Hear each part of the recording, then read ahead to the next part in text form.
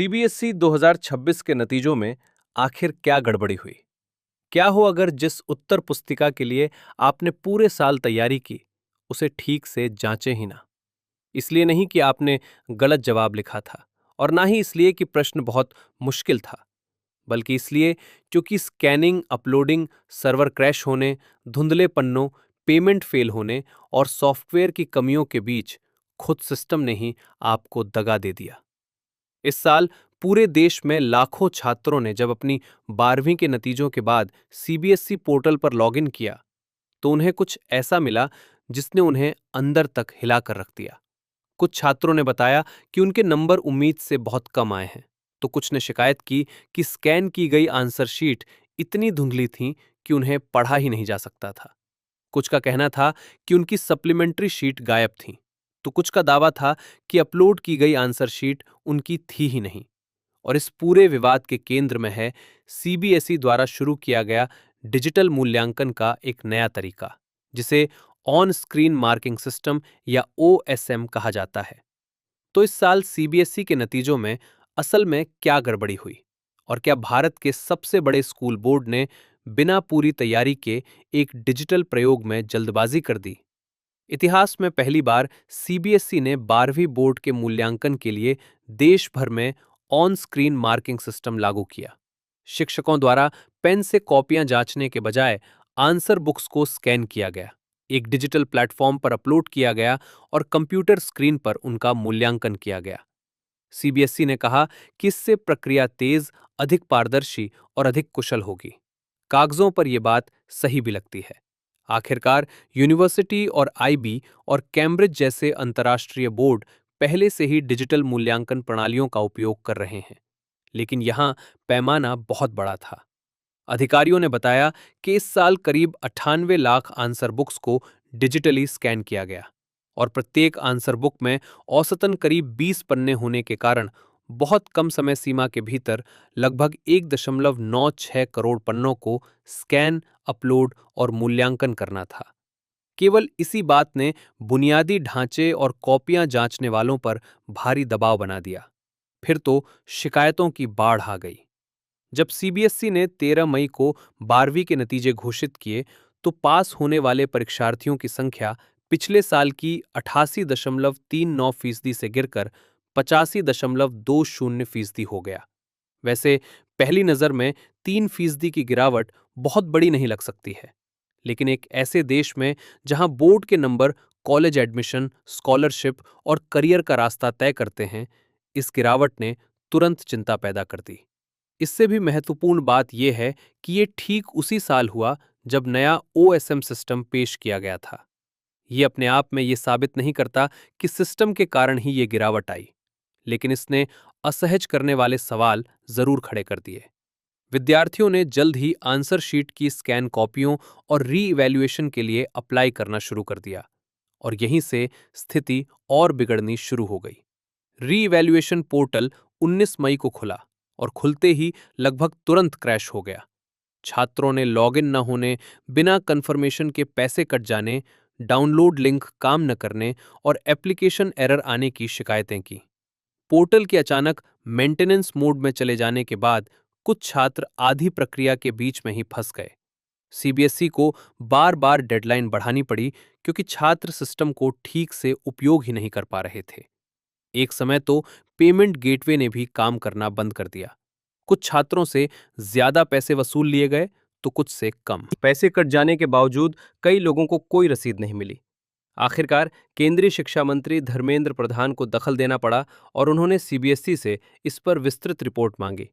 बाद में उन्होंने घोषणा की कि भारतीय प्रौद्योगिकी संस्थान आईआईटी मद्रास और कानपुर की टीमें इन तकनीकी कमियों की जांच करेंगी और सिस्टम को स्थिर बनाने में मदद करेंगी।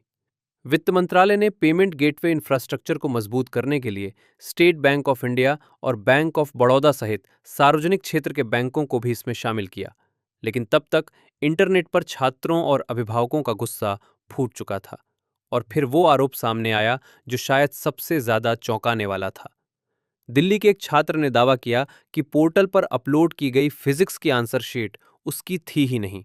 उसने कहा कि लिखावट और जवाब उसके मूल पेपर से मेल नहीं खा रहे थे।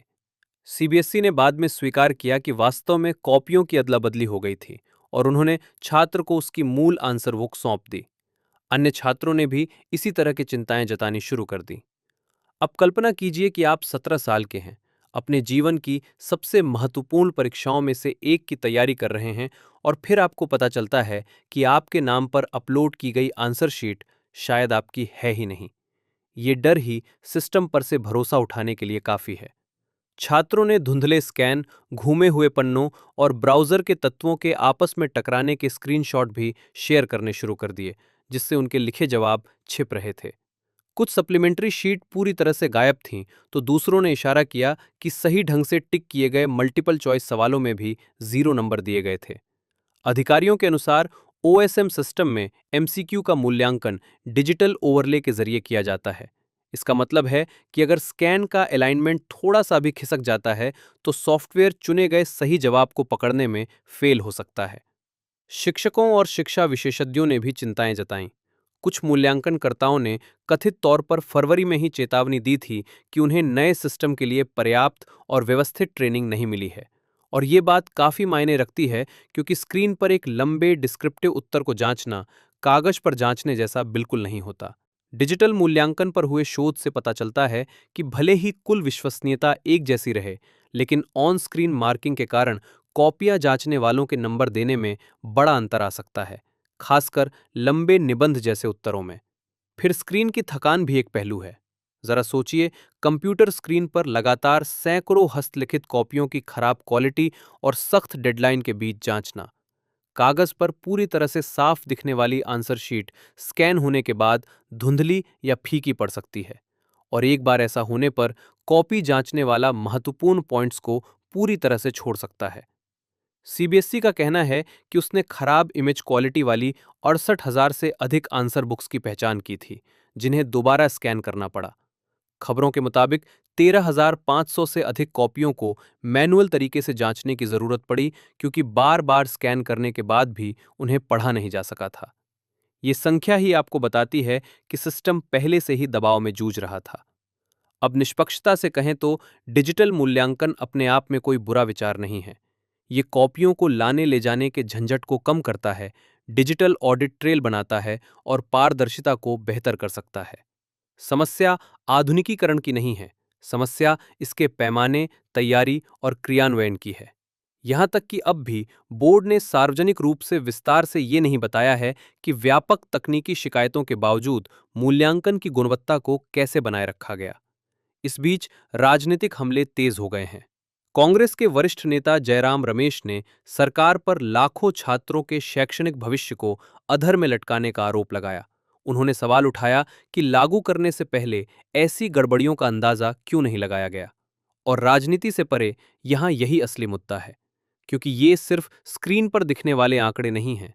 कई परिवारों के लिए, विशेष रूप से मध्यम या साधारण पृष्ठभूमि वाले परिवारों के लिए, 12वीं के नंबर ये तय करते हैं कि किसी छात्र को कॉलेज में दाखिला मिलेगा या नहीं, वो स्कॉलरशिप के लिए योग्य होगा या नहीं, या वो अवसरों से पूरी तरह हाथ धो बैठेगा। यही वजह है कि मूल्यांकन में एक छोटी सी गलती भी जिंदगी बदलने वाले नतीजे दे सकती है। सीबीएसई ने तब से रीवैल्यूएशन की फीस कम कर दी है, जहां ज्यादा पैसे कटे थे वहां रिफंड का वादा किया है और डेडलाइन को कई बार बढ़ाया है। लेकिन बड़ा सवाल अब भी अनुत्तरित है। क्या भारत के सबसे बड़े शिक्षा बोर्ड ने देशव्यापी डिजिटल मूल्यांकन प्रयोग के साथ बहुत ज्यादा जल्दबाजी कर दी है?